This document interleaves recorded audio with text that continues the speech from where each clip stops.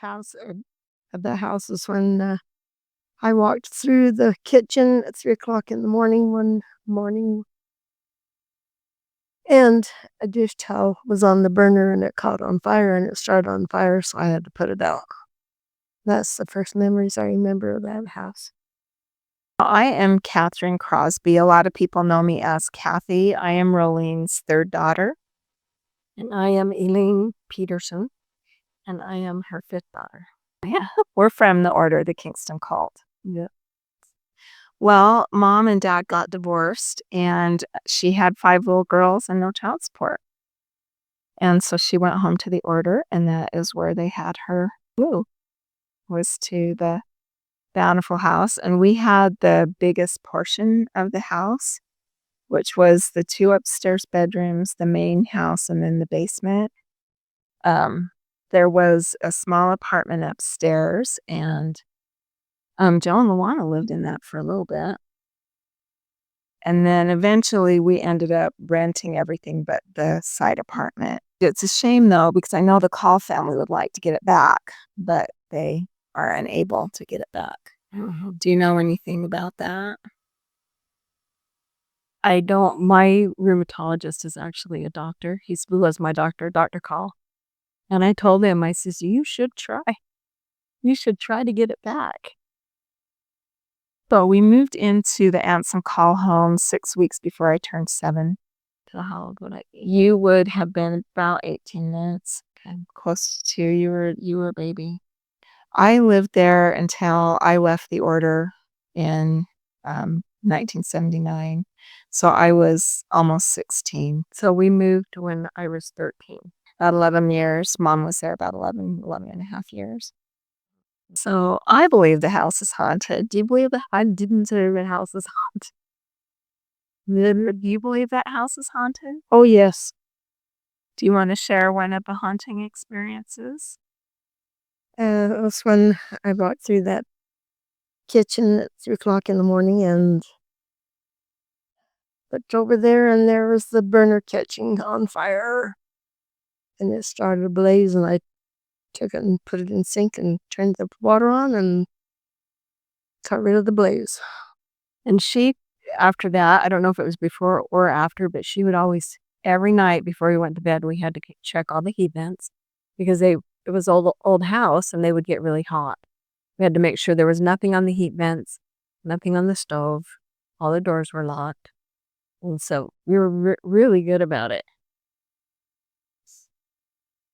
So my first experience of realizing that the house was haunted was when I was 8 years old, and it was right after Robert was born.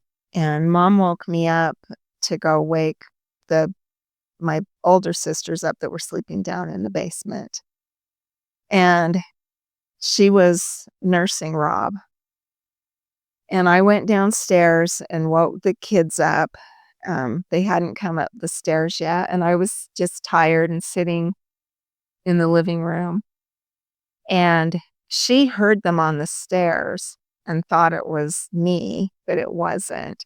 These 2 little girls came walking into the living room, and they were kind of bickering and kind of, pushing each other. And they were maybe 5 and 7, just little girls. And they came in, and I looked at them and went, and they looked at me, and one pushed the other one into the rocking chair, and it even rocked, and they disappeared. And I was just like, what in the world is going on? Well, mine was, we called it was a basement, but it actually was a dungeon. We called it the dungeon.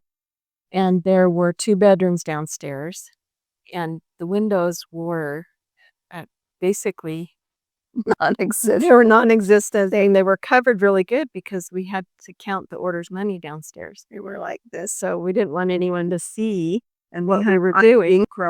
Crowing on them, and it was illegal actually to use that space as bedrooms because if there was a fire, there was no way out. That's right.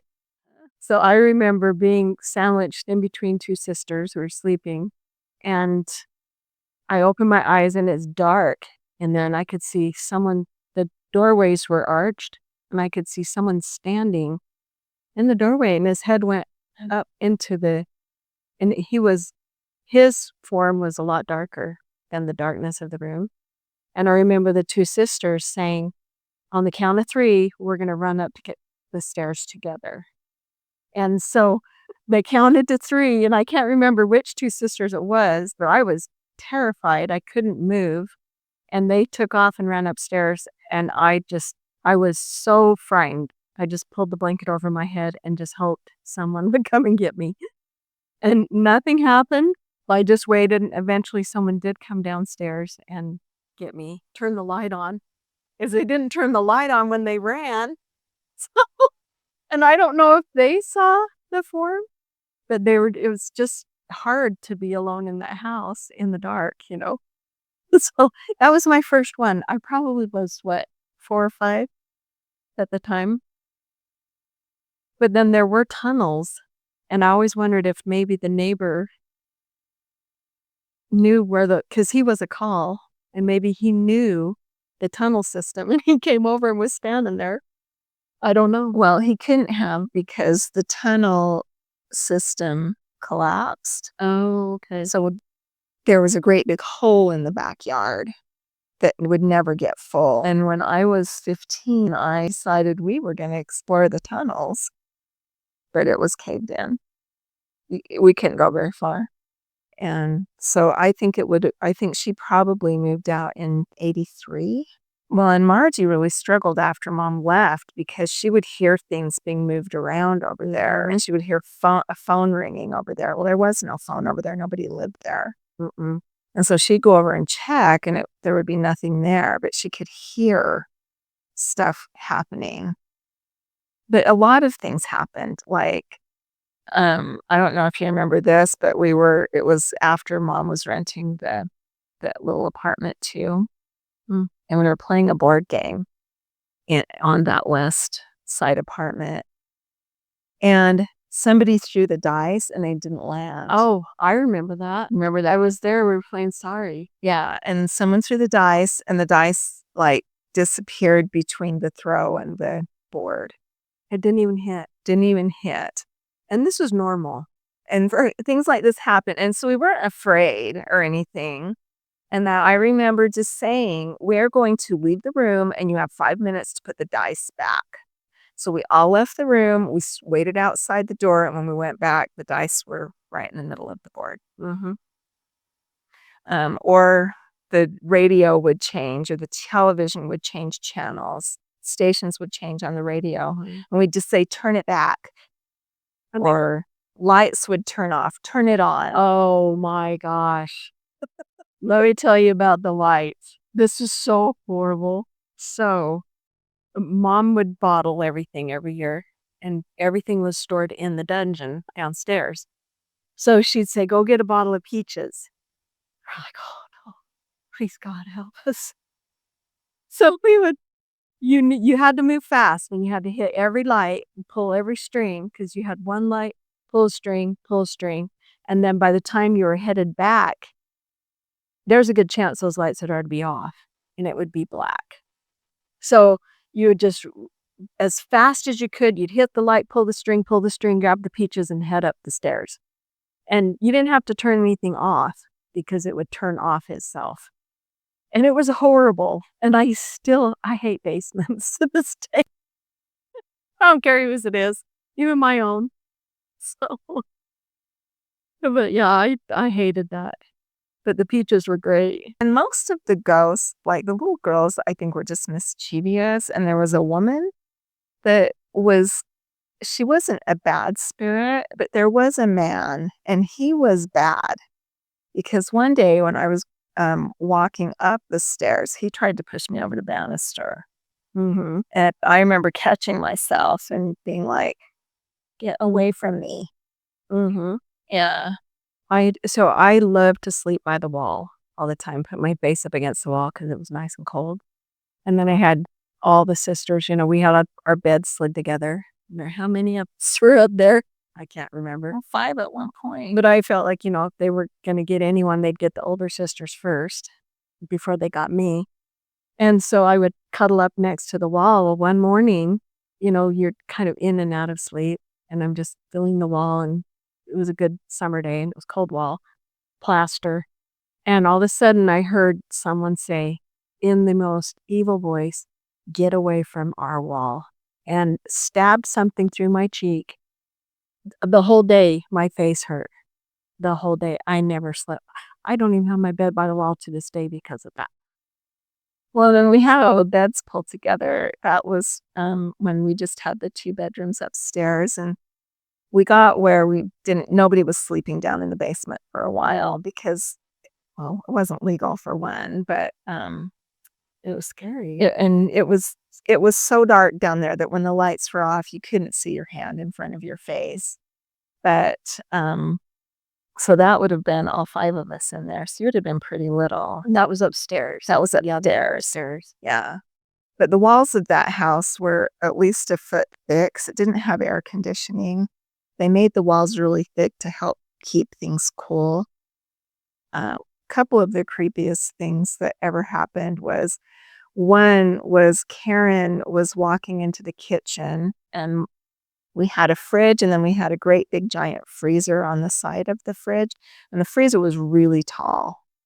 And as Karen walked in, this silver sphere came flying out of the side of the freezer, out not from the top, it came out of the side, it hit her in the temple and cut her and disappeared. Went down the stairs. And we could never find it. We could never find what had hit her. Mom had us looking all over for that. Like, we looked everywhere. But it came right out, and it came right out of the side. And the chandelier fell. It was creepy, but it was also funny. He had just installed the chandelier. It was beautiful. And it was shaped like a chandelier, and the bottom it had kind of like a bowl with point, with a sphere that pointed downward.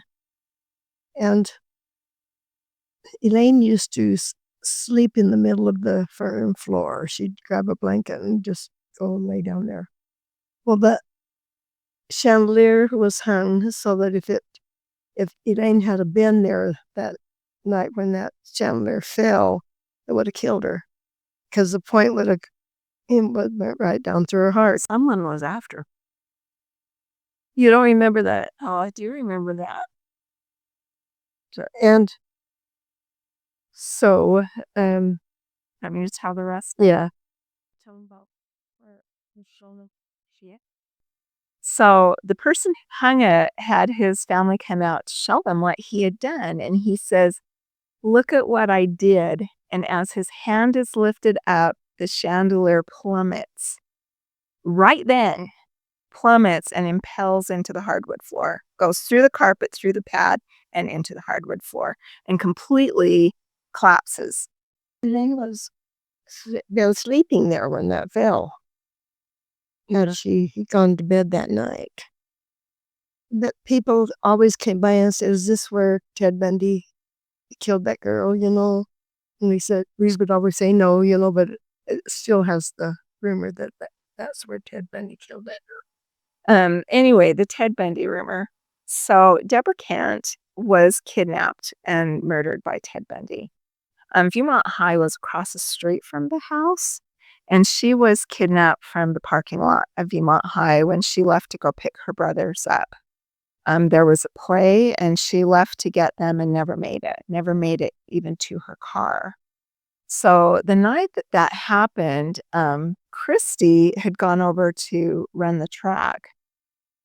And when she got there, she saw a sport jacket that someone had hung over the fence. So she came around the track, and there was a sport jacket there, but no person. And the jacket hadn't been there when she got there. And she just had the worst feeling, and she just ran all the way home. She took off and ran all the way home. And that was the night that Deborah Kent was taken. And Christy was his type. He went after small brunettes, is who he went after. So Deborah Kent was taken, and they only ever found her kneecap. And that's how and he admitted to killing her. But because, the internet came about, and because she was kidnapped across the street, and, eventually the house was vacant, people are like, "I bet he took her over there and killed her." Well, we were living there when Deborah Kent was taken. We were still there, and we would have noticed. We would have noticed if he would have come into the house and killed somebody in her house. Absolute. So Ted Bundy was not in the house ever. Why did you move out of the house? Do you remember? I think because we just needed to move to a different location, and we did it. Well, she needed something all on one floor. Do you remember you'd been having some heart problems? Oh, Do okay. you remember? She'd been having some. Do you remember that? I can't remember that. Anyway, and Deward had bought the Cherry Street house. And so she moved into the Cherry Street house with Deward. And it was all on one floor. So it was getting to be too much for her. The basement was infested with rats. There was a tunnel under the yes. And then Margie had a really hard time being there. Like, I think Margie ended up moving because she couldn't handle living there without someone living on the other side because she could hear so much going on. Well, you know what happened the night that we moved? That we had one more load to take to Salt Lake, and I didn't want to drive to Salt Lake and then come back and then go again. So I said, I'll wait for you guys to come back and I'll do the last load. And so I'm waiting and just reading, and all of a sudden I hear it sounds like someone throwing a ball across the floor upstairs. There's nobody there. I'm the only one upstairs. And then I hear, it sounded like someone running down the stairs. And so I ran over and, oh, what was that? So I ran over and I knock on the door and opened it, and I said, "Can I please stay here until my parents get back?" I said, "This is creepy." And he's, "Yeah, sure." And so that was it. And I told myself, I would never sleep in this house again. After I was actually happy to move. We had a lot of good memories there, but that house terrified me. I love that house. I would live there. I would still live there. I would never sleep there. I would. I would turn it into a museum. It should be a museum. But Yeah. I think part of it was so much less scary than things that were happening at Dad's house. But, Yeah. the things that were monsters were really monsters. They weren't human beings. So, and the little girls were just mischievous. I did see a lady towards the end of us living there, and she was always angry, and she was running, and there was a little girl, and she would chase her up the stairs, and I would just jump in the bed and pull the blankets over my. That was my go-to. After the wall stabbing, I just would cover. They go away. Actually, they'll go away. There were times in that part of the house, I felt like the part of the house was worse. And then the part Margie lived, the back was worse too.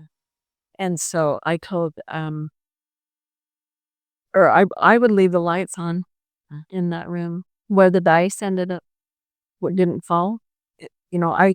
I could not sleep in that part of the house with the light off.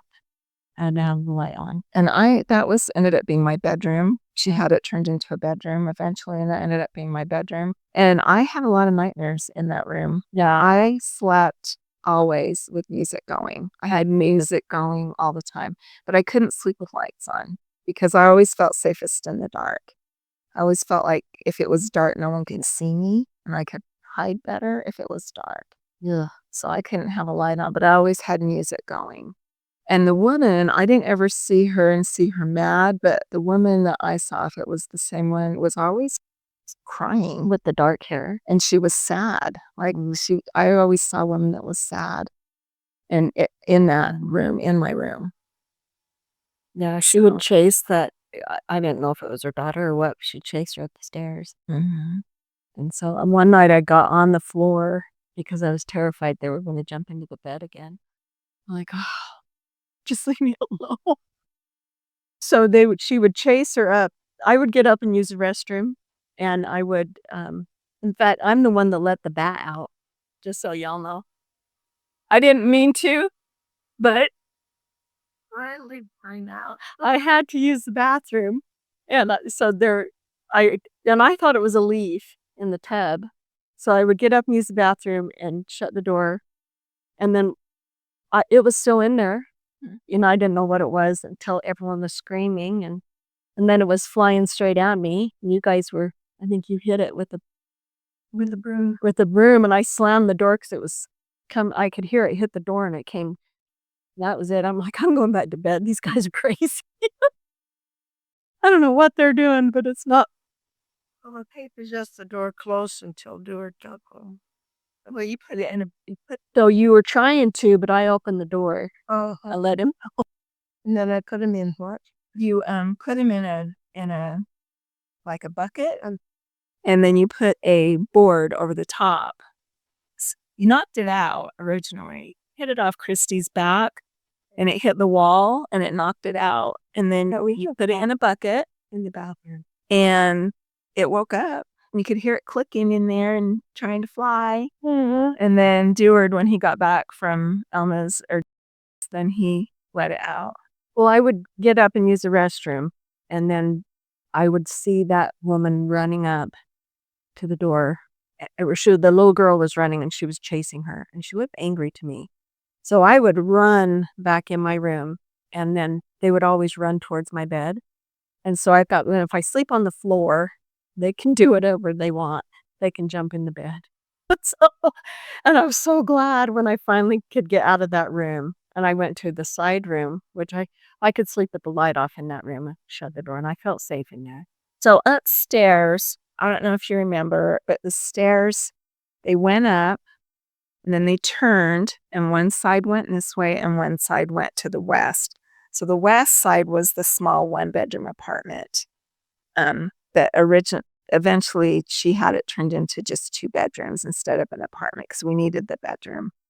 On the other side of the stairs, there was a foyer where we kept all of our toys, and then there was Mom's bedroom and then the kid bedroom. And for a while, like, all 5 of us slept there. When we first had in there, all of us slept in there. Some of us, like, at one point I had the smaller bedroom downstairs that didn't have any windows, that was right next to the dungeon. That was my bedroom for a while, and I was fine by yourself. Yeah, and then there was a big bedroom, and we all, like, at one point we all slept down there for a while, like, because it was cooler. It was a lot cooler in the summer down there. It just wasn't legal. And that's where Hiram and Paul lit Mom's clothes on fire with a bottle rocket. Well, but Joe lived there. Yeah, Joe and Luana lived there. So at one point, Luana and Joe lived upstairs, and then Luana and Joe lived on that side apartment. And so they would come to see their brother. They were our age, and well, they were older. They were a little bit older than us. They were like More Christie's. And Ronald's age, but they would play with us. So, well, they lived in we lived in after we moved out, and they moved in the main part, and they did a lot of remodeling. It was vacant for a while, and then they moved in it, and there'd been a fire in the ceiling when Mom lived there. Who knows if it was just, I mean, the house was built in 1868. To turn lights on, you pressed buttons. Do you remember the buttons to turn the lights on? It wasn't switches. You would push a button Or pull a string. to turn lights on and off, so that it was old. So maybe it was just old wiring. Maybe it was a ghost. Who knows? No, it could have just been old wiring. There was a fire in the ceiling, and that was another reason she moved out. It was just too much for her to maintain. But when Luana and Joe moved in it, they did a lot of remodeling. And one of the things that they did that really bothered me is, I don't know if you guys remember this, but the main staircase, it went up and then it curved, and that curve was exposed. It was gorgeous. They covered that curve with drywall. And so you couldn't see the curve anymore. And that curve was gorgeous. Beautiful. But it also made it So the fire was worse. So when you put in fake walls and you wall things off, then you have hidey holes for fire and the firemen can't get to. Well, I always remembered I would count the stairs. There's 27 stairs this way and then 29 going that way. Yeah. Because it was like we would sleigh ride down the stairs and we jump over the top. Drive whoever was living in the small apartment crazy with our knowing how we were so rambunctious. Yeah. It was fun. It was fun to grow up there, but I would never want to move back. It needed a lot of work, because of the electrical. It needed work. And so even before Luana and Joe moved in, they had workmen out there for a long time before they moved into it. Then they moved into it, and then there was a fire. There was another fire, and it was bad. It was big. It wasn't just stopped at the electrical. It caused catastrophic damage to the home.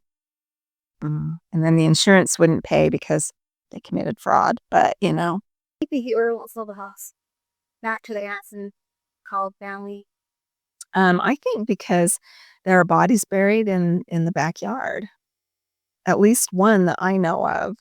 Elna had a stillborn baby, and they wrapped her in a blanket and put her in an apple box and buried her in the garden. I was told by someone who would bear exactly what went on, and then Durard woke me up at 6 o'clock in the morning to go take care of Elna after she had the baby.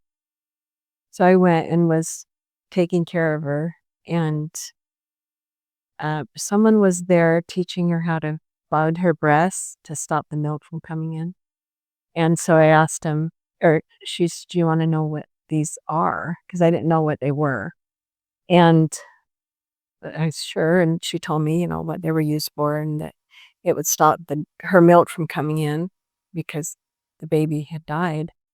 And she's, do you want to know where the baby's buried? And I said, can I? Like, is that okay for me to have that information? And she said, well, the baby is by where you play every day. So we would go out to the cemetery on Memorial Day, and we got home one day and she was leaving, and normally she would stay and visit. And so she came from the backyard. She had pulled her car. Elna? Yeah, she had pulled her car all the way into the backyard, and well, that's off character for her, not to stay and hang out with us. So I ran in the backyard, and there was a really pretty pink rose sitting on the teeter-totter.